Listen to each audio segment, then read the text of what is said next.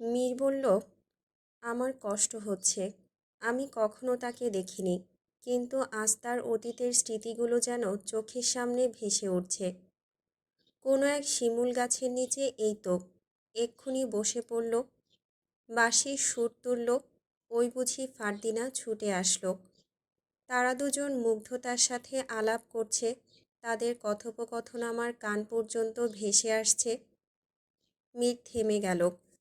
দীর্ঘশ্বাসের সাথে কবরটির কাছে এগোলো।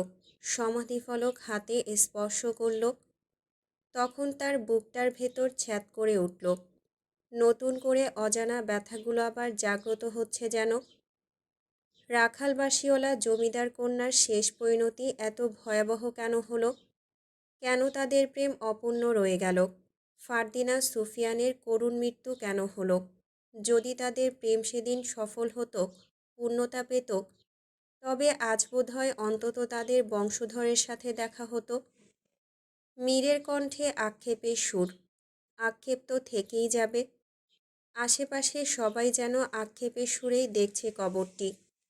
মনে হচ্ছে মাটির ঘরে শায়িত মানুষটি জীবিত। একজন জীবিত ব্যক্তিকেই মানুষ আগ্রহ নিয়ে দেখে, মৃতদেরকে না।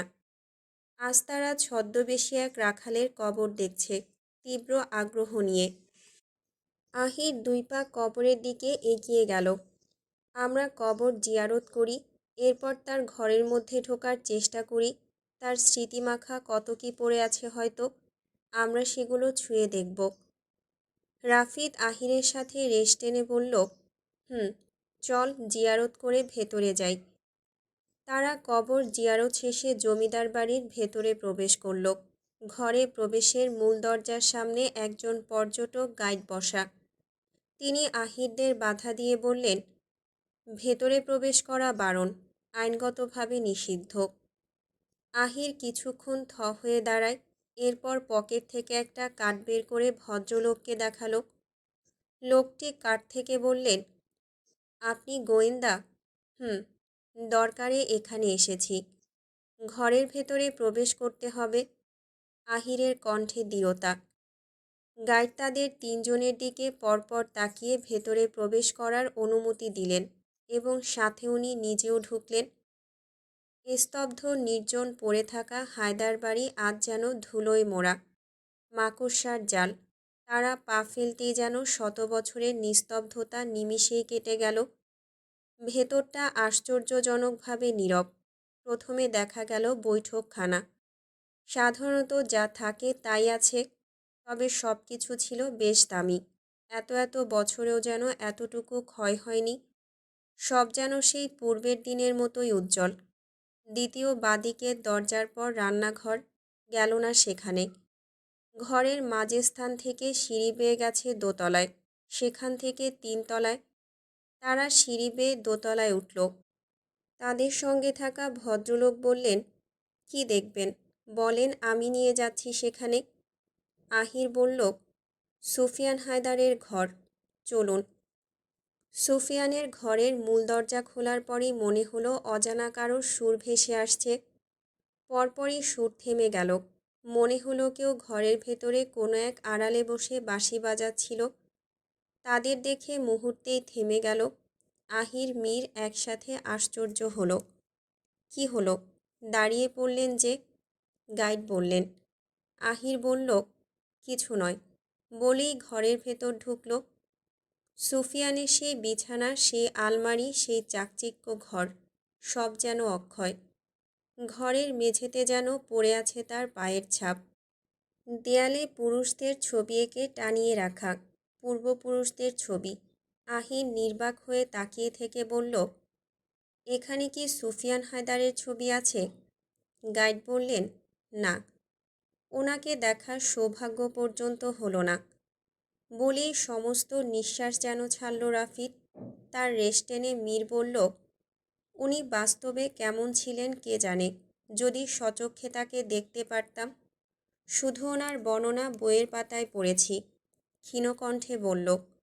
গাইড বললেন, উনি ছিলেন শ্যামবর্ণের, তবুও তিনি ছিলেন সুদর্শন। তার গঠন মুগ্ধকর, চাপদাড়ি ছিল মসৃণ, উচ্চতা ছিল প্রায় 6 ফুট, চোখ ছিল মায়াবী। নাকটা ছিল তীরের মতোই খাড়া। সিন্ধুতলি গ্রামের সমস্ত মেয়েই বোধহয় সুফিয়ান হায়দারের জন্য পাগল ছিল। ওনাকে দেখার জন্য সম্ভ্রান্ত পরিবারের মেয়েরা দাসী অবধি সেজে থাকতো এই বাড়িতে। ওনাকে পাওয়ার জন্য দরকার হলে ওরা হয়তো প্রতিযোগিতায় নামতে পারত। যখন সুফিয়ান আলিমনগর চলে গেলেন, কত মেয়ে তাকে লুকিয়ে লুকিয়ে দেখতে যেত। যখন ওরা জানতে পারল আলিমনগরের জমিদার কন্যার প্রেমে সুফিয়ান হাবুডুবু খাচ্ছে, তখন ওদের মধ্যে অনেকেই আত্মহত্যা করে। তবে সেই ঘটনা কেউ জানত না। আজ আমি আপনাদের বললাম। লোকটি থেমে গেলেন। আহির কুচকানো চোখের মাঝে প্রশ্ন জাগ্রত করে বলল, কি বলছেন? এসব কি সুফিয়ান হায়দার জানতেন? হুম, জানতেন। উনি বেশ কিছু বছর রাশিয়া ছিলেন ব্যবসা সূত্রে। শোনা যায় সেখানে এক রাজার মেয়ে সুফিয়ানের প্রেমে পড়ে। সুফিয়ানের দেশে ফেরার কথা ছিল 3 বছর পর। সেখানে সে 5 বছর পর ফেরেন। প্রশ্ন হচ্ছে, এত বছর ওখানে কি করেছেন? উনি ছিলেন রহস্যময় এক মানব, যার রহস্য আজও রয়ে গেছে, যার প্রশ্ন আজও কেউ দিতে পারেনি। লোকটি থামলেন। ধীরস্থির পায়ে হেঁটে গেলেন জানালার পাশে। দমকা হাওয়াতে মুখটি শীতল হলো। জানালায় হাত রেখে গভীর কণ্ঠে বললেন, উনি মৃত্যুর আগে কিছু কথা বলে যেতে চেয়েছিলেন, কিছু সত্য। কিন্তু ভাগ্য ওনাকে বলতে দেয়নি। সেই সত্য কী ছিল আমরা আজও জানতে পারিনি। আমাদের মতো শত শত মানুষ জানার আগ্রহ প্রকাশ করেছে, চেষ্টা করেছে, কিন্তু পারছে না। লোকটির বক্তব্যের কাছে ঘরটি নীরব হয়ে গেল। হঠাৎ যেন বাতাসও থেমে গেল। আহির মীর রাফিদ ঘুরে ঘুরে ঘরটি দেখছে, এটা ওটা ছুঁয়ে দেখছে। যে মানুষটা বহু বছর আগে দুনিয়া ছেড়ে চলে গেছে, তার ঘরটি এখনও দাঁড়িয়ে আছে। ইট পাথরে ঘেরা একটা সাধারণ ঘর। বাইরে থেকে দেখতে বিশেষ কিছু নয়, তবু এই ঘরটি যেন সময়কে আটকে রেখেছে। মানুষ চলে যায়, কিন্তু কিছু জায়গা থাকে যেখানে স্মৃতি নাড়াচাড়া করে, নিঃশ্বাস ফেলে। সুফিয়ান হায়দার দুনিয়াতে নেই, অথচ তার ঘরটি এখনও পড়ে আছে। ভেতরটা দেখলে মনে হয় এখানে কেউ নেই, আবার মনে হয় কেউ আছে। ঘরটি পরিষ্কার, যত্নে রাখা, ধুলো জমতে দেওয়া হয়নি, যেন কেউ এখনও এখানে ফিরে আসতে পারে। বিছানাটা গোছানো, জানালাটা ঠিকঠাক খোলে, তবুও এক অদ্ভুত নিস্তব্ধতা ঘরের ভেতর ছড়িয়ে আছে। এই নীরবতা কোনো ফাঁকা ঘরের নীরবতা নয়, বরং এক স্মৃতিভরা নীরবতা। চারিদিকে তার উপস্থিতির ছাপ। দেয়ালে ঝুলে থাকা পুরনো গ্রেগরিয়ান ক্যালেন্ডার, কোণের টেবিলটিতে রাখা কিছু বই, জানালার পাশে দাঁড়িয়ে থাকা একটা চেয়ার, সব কিছুই যেন তার কথা বলছে। মনে হয় তিনি এইমাত্র উঠে গেছেন, একটু পরেই ফিরে আসবেন। সময় এখানে এগোয় না, শুধু অপেক্ষা করে। এই ঘর পরিত্যক্ত নয়, যদিও মানুষ থাকে না। ঘরের ভেতর দেখাশোনা লোক আছে, কিন্তু তার চেয়েও বেশি আছে ভালোবাসা।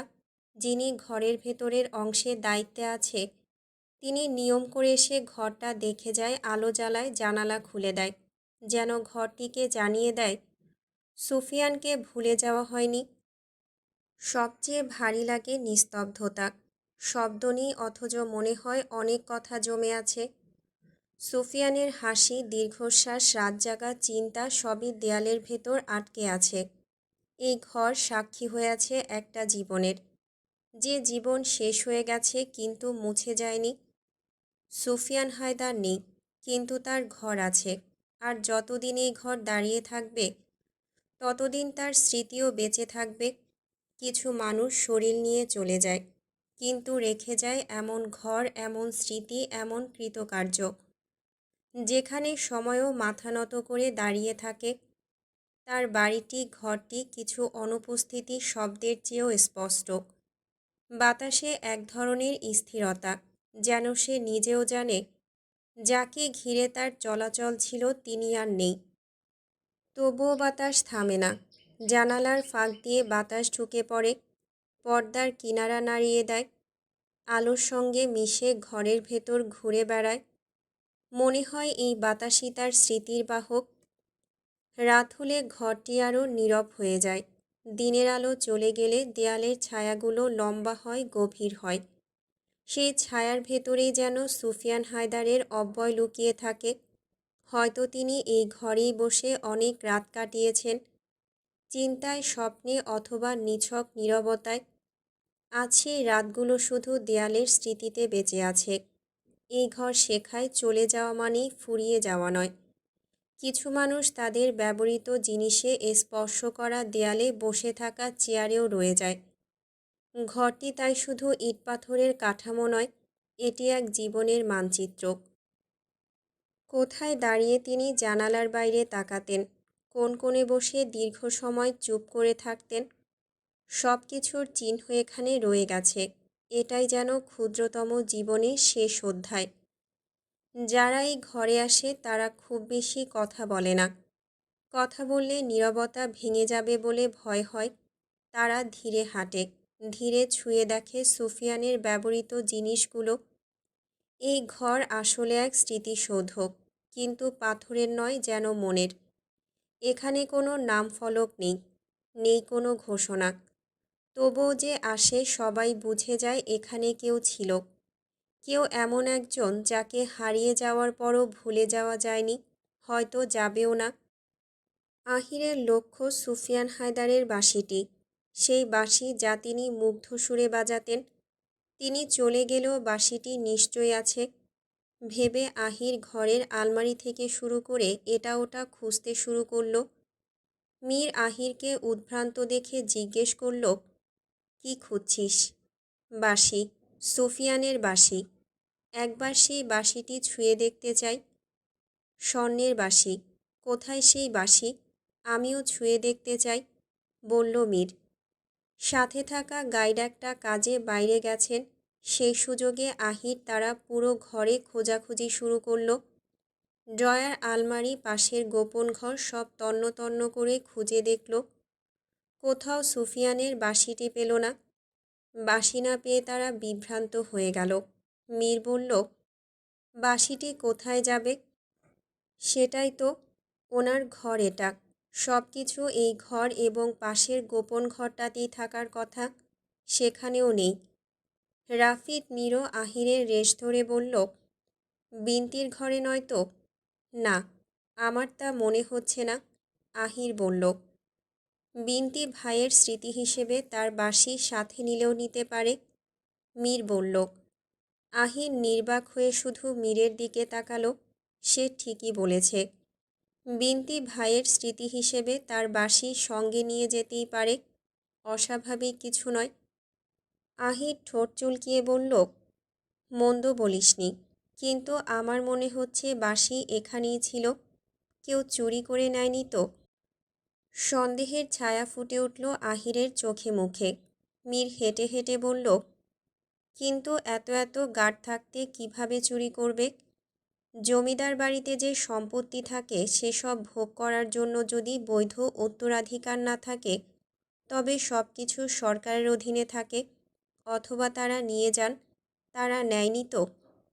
আহির ভেবে জবাব দিল, তুই বোধহয় ঠিকই বলেছিস, তবুও কোথাও একটা খটকা রয়ে গেল। মীর আহিরের সামনে গিয়ে ফিক করে হেসে বলল, তুই গোয়েন্দা। গোয়েন্দারা জন্মই নেয় সন্দেহ নিয়ে। জন্মের পর থেকে যাকে দেখেছিস তাকেই আসামি মনে করেছিস, আর এখনও তাই করছিস। সব বিষয়ে সন্দেহ ঠিক নয়। হায়দার বংশের বৈধ উত্তরাধিকার নেই, ফলে সরকার নিয়ে গেছেন সমস্ত সম্পত্তি। টাকা পয়সা, সোনাদানা এবং সিন্ধুতলি গ্রামের জমিজমাও এখন শহরের সাথে মিশে গেছে। সুতরাং সব কিছু এখন সরকারের, শুধু খোলসা বাড়িটা পড়ে আছে। তুই উত্তেজিত হয়ে গেলি কেন? রাফিদ জিজ্ঞেস করল। আমি তো ঠান্ডা মাথায় বলছি, যে খোঁজে এসেছিলাম পূর্ণ হয়েছে। সুফিয়ান হায়দার এবং ফারদিনার কবর দেখেছি, কিন্তু তার বাঁশি আর ছুঁয়ে দেখা হয়নি। তো এবার ফিরে যাওয়া যাক। বলেই মীর ঘরটি থেকে বের হয়ে গেল। আহির বলল, অন্যান্য ঘরগুলো দেখি, এসেছি যখন সবটা পরিদর্শন করেই যাই। সুফিয়ানের ঘর থেকে বেরিয়ে এলে বাদিকে আরেকটি ঘর। তারা ঘরটিতে প্রবেশ করে। ঘরটি কার দেখে বোঝা না গেলেও দেয়ালে একটা মেয়ের ছবি টানানো দেখে বোঝাই যাচ্ছে কোনো মেয়ের ঘর ছিল। যারা দেখাশোনা করে তারা ভীষণ যত্নে রেখেছে প্রতিটা ঘর। ছবিতে মেয়েটিকে স্পষ্ট বোঝা গেল না। আহির বলিষ্ঠ হাতে ছবিটি দেয়ালমুক্ত করে নিয়ে বারান্দায় গেল। দিনের আলোয় যতটুকু স্পষ্ট ছবির মেয়েটিকে দেখা যাচ্ছে তা থেকে বোঝা যাচ্ছে সে ভীষণ সুন্দরী ছিল। কালো রঙের রাজকীয় পোশাক পরিধান করা, রানীর বেশে একটা চেয়ারে বসা। মেয়েটিকে তারা বিন্তি ভেবে নিশ্চিত হলো। তখন ঘরটিতে প্রবেশ করে মীর। আহিরের থেকে ছবিটি নিল, ভালোভাবে পরখ করল ছবিটি। এরপর বলল, নিশ্চয়ই এই মেয়েটা পিয়াসা, দেখতে ভারী সুন্দরী ছিল। আমার মনে হচ্ছে বিন্তি। রাফিদ বলে থামতেই পর্যটক গাইড হাজির হলেন। ওনাকে দেখা মাত্রই আহির প্রশ্ন ছুড়ে ছবিটি এগিয়ে দিয়ে বলল, এই ছবিটি কার? পর্যটক গাইড দম ছেড়ে বললেন, পিয়াসা, পিয়াসার ছবি, যা অঙ্কন করেছেন সুফিয়ান হায়দার নিজেই। উনি দারুণ অঙ্কন করতেন। আহির প্রশংসার সুরে বলল, আপনাদের আরও কিছু দেখার আছে? গাইড জিজ্ঞেস করলেন। আরও ঘর আছে, 3 তলায় যাব। এসেছি যখন দেখেই যাই। বলেই ঘরটি ছেড়ে বের হয়ে তারা 3 তলার দিকে হাঁটল। মীর যেতে যেতে উদ্বিগ্ন হয়ে বারবার এদিক ওদিক তাকালো, যেন নতুন কিছুর খোঁজে, নতুন কারো আগমনের অপেক্ষায়। অথচ কারোরই যেন আসার নয়। মীর দৃষ্টি নামিয়ে দিল। সবার পেছনে সে হাঁটছে। হঠাৎ দাঁড়িয়ে পড়ল সিগারেটের নেশায়। পকেট থেকে সিগারেট এবং ম্যাচ বের করে ধরিয়ে নিল। বেশ অনেকটা সময় গেছে সে সিগারেট ধরায়নি। সে সিগারেট ফুঁকতে ফুঁকতে সামনে এগোতে লাগল। বাকিরা তাকে ফেলে আগে চলে গেছে। দিন হওয়া সত্ত্বেও ভেতরে অনেক জায়গা ঘোর অন্ধকার। সেখানে আলোর জন্য মশাল ব্যবহার করা হয়েছে। মশালের আলোয় পূব পাশে একটা ঘর স্পষ্ট ফুটে উঠল। কারো অব্যয় দেখা যাচ্ছে, কোনো নারী মূর্তির অব্যয়। মীর দৃষ্টি সরিয়ে নিল, ভুল দেখছে ভেবে। চোখ হাতের সাহায্যে পরিষ্কার করল। ঘুরে আবার তাকালো। না, সে ভুল দেখছে না। নিশ্চিত সেখানে কেউ আছে। মীর একবার বাকিদের দেখার চেষ্টা করে সেই অব্যয়ের দিকে এগিয়ে গেল। ঘরটির সামনে এসে দাঁড়ালো মীর। অব্যয়টি এখনও বিনা নড়চড়ে দাঁড়িয়ে আছে।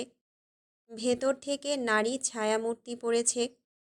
ছায়ার চুলগুলো উঠছে। মীর মৃদু কণ্ঠে বলল, কে ওখানে? এভাবে লুকিয়ে দাঁড়িয়ে আছো কেন? ওপাশ থেকে কোনো জবাব আসলো না। মীর তখন ঘরটির ভেতরে ঢুকে গেল বিদ্যুৎ গতিতে। কেউ নেই। লম্বা লাঠির মতো একটা বস্তুর উপর সাদা কাপড় ঝুলে আছে, যার গঠন একজন নারীর অব্যয়ের মতো তৈরি হয়েছিল। মীর হাঁপ ছেড়ে বাঁচল। ঘরটির ভেতরে ঘুরে ঘুরে দেখল সাদা কাপড় দিয়ে ঢেকে রাখা কিছু জিনিস। মীর কাপড় তুলে দেখল জিনিসগুলো বেশ কিছু পেন্টিং। তখন মীরের ষষ্ঠ ইন্দ্রিয় আবিষ্কার করল কয়েক জোড়া পায়ের আওয়াজ। দরজার দিকে তাকালেই দেখতে পায় আহির তাদের। মীর পুনরায় ঘুরে ঘুরে সমস্ত পেন্টিংয়ের দিকে তাকালো। আহির এগিয়ে গেল তার দিকে। তুই এখানে? মনে হলো ঘরটাতে কেউ আছে, কিন্তু কেউ ছিল না। এই পেন্টিংগুলো সাদা কাপড়ে ঢাকা ছিল। সবাই পেন্টিংগুলো মনোযোগ দিয়ে দেখছে, হাতে স্পর্শ করছে। এত নিখুঁত পেন্টিং তারা আগে দেখেনি। মনে হচ্ছে কেউ পেশাগত হাতে এঁকেছে। নতুবা জীবন্ত মনে হতো না অঙ্কনগুলো। একটা দৃশ্যে একজন নারী, লণ্ঠন হাতে। মনে হচ্ছে সে হেঁটে এগোচ্ছিল। পরের আরেকটা পেন্টিংয়ে দেখা যায় একজন বাঁশিওয়ালাকে। সে শিমুল গাছের নিচে বসে বাঁশি বাজাচ্ছে, যেমনটি সুফিয়ান বাজাত। আরেকটা পেন্টিং, যেখানে সমুদ্রের পাড়ে দুজন বসে আছে পাশাপাশি, একজন নারী ও একজন পুরুষ, ঠিক যেন সুফিয়ান ফারদিনা। এরপর আরেকটি দৃশ্য দেখা যায়, কুমির। কুমিরটিকে কেউ কিছু খাওয়াচ্ছে, যেমন খাওয়াচ্ছিল ফারদিনার ভাইয়েরা মানুষের মাংস। এরপরের পেন্টিংয়ে একটা বাঘ। বাঘটির সামনে 4-5 জন অশ্বধারী, মনে হচ্ছে ফারদিনার ভাইয়েরা, এবং রক্তশোষী। সবশেষ আরও 3টা পেন্টিং। একটিতে একজন নারীকে একজন পুরুষ মুখ চেপে হত্যা করছে, অপরটিতে একজন নবজাতক শিশু। শেষ যে পেন্টিং সেটি দেখে আহির আহত হলো। একজন যুবকের দিকে অপর একজন রাইফেল হাতে গুলি ছুটছে। প্রতিটা পেন্টিংয়ের সাথে সুফিয়ান হায়দার এবং ফারদিনার জীবনের বিশেষ কিছু অংশ যেন আষ্টেপৃষ্ঠে জড়িয়ে আছে।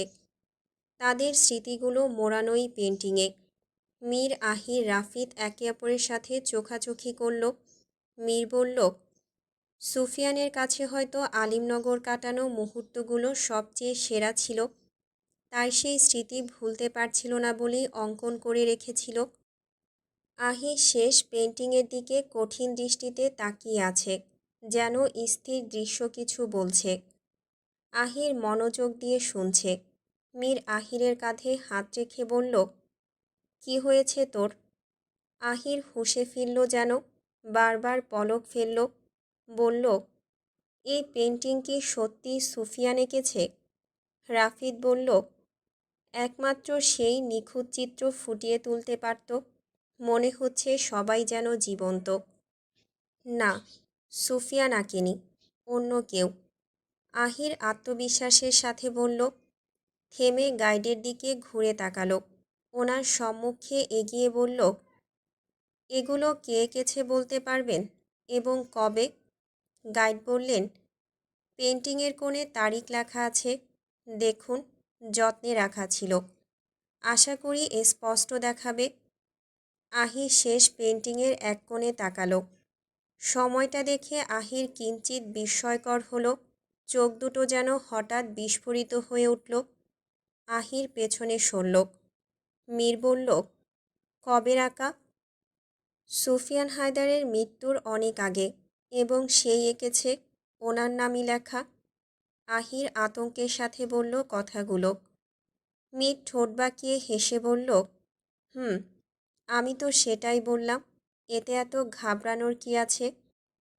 সুফিয়ান হায়দার আলিমনগর যে সময়ে ছিলেন এবং মারা যান তার অনেক আগের সময়ে এই পেন্টিংগুলো এঁকেছে।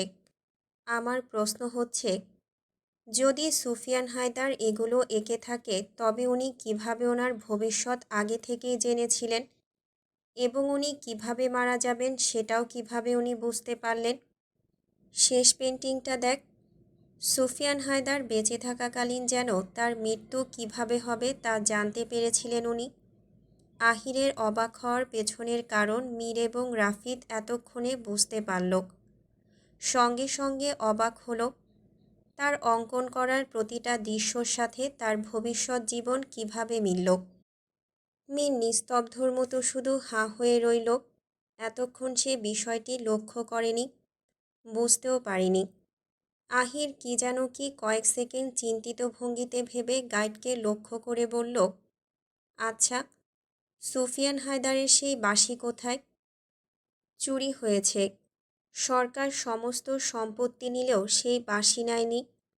সুফিয়ান হায়দার যেভাবে তার ঘরে রেখেছিলেন ঠিক সেভাবেই ছিল, কিন্তু একদিন ঘর পরিষ্কার করতে এসে দেখে সেই বাঁশি নেই। চোর যেই হোক সে ভীষণ চালাক, নয়তো এত এত গাইড থাকার পরেও চুরি করাটা কঠিন বিষয় ছিল। উনি থেমে আবার বললেন, তবে সুফিয়ানের বাঁশির সুর ছিল অন্যরকম, অর্থাৎ ওনার বাঁশির ধরনই এমন ছিল যে বাঁশিতে ঠোঁট লাগিয়ে সুর তুললে সুর মুগ্ধকর হতো। কেউ বলে এখনও সেই সুর শোনা যায়, তবে কে কোথায় বসে বাজাচ্ছে বলা যাচ্ছে না।